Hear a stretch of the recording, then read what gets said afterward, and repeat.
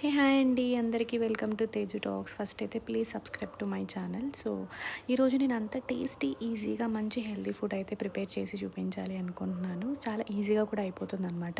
దీనికోసం onion, tomato and కరివేపాకు, కొత్తిమీర, అల్లం వెల్లుల్లి paste and rice, meal maker అయితే కొద్దిగా ముందే నానబెట్టుకోండి. అండ్ పితిక్ పప్పు అంటారు మా సైడ్. సో యూజువల్లీ ఇయర్లీ వన్స్ అయితే మేము స్టోర్ చేసి పెట్టేసుకుంటాం అనమాట. అదొక 2 hours ముందు అయితే సోక్ చేసి పెట్టేయండి. దాని తర్వాత ఆయిల్లో మసాలా దినుసులన్నీ వేసేసి మంచిగా ఆనియన్, పచ్చిమిర్చి వేసి వేయించండి.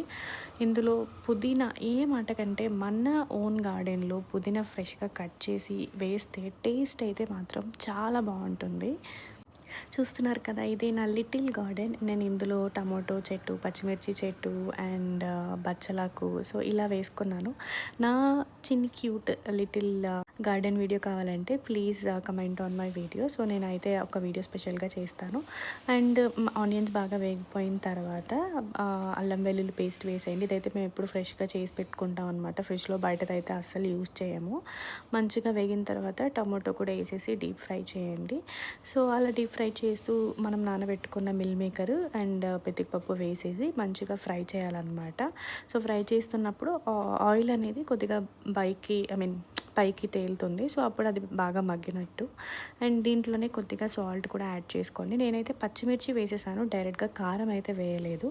ఎందుకంటే టేస్ట్ చాలా బాగుంటుంది ఓన్లీ పచ్చిమిర్చి వేస్తే కారం కన్నా. సో సాల్ట్ వేసి అగైన్ మంచిగా ఫ్రై చేసి పెట్టండి.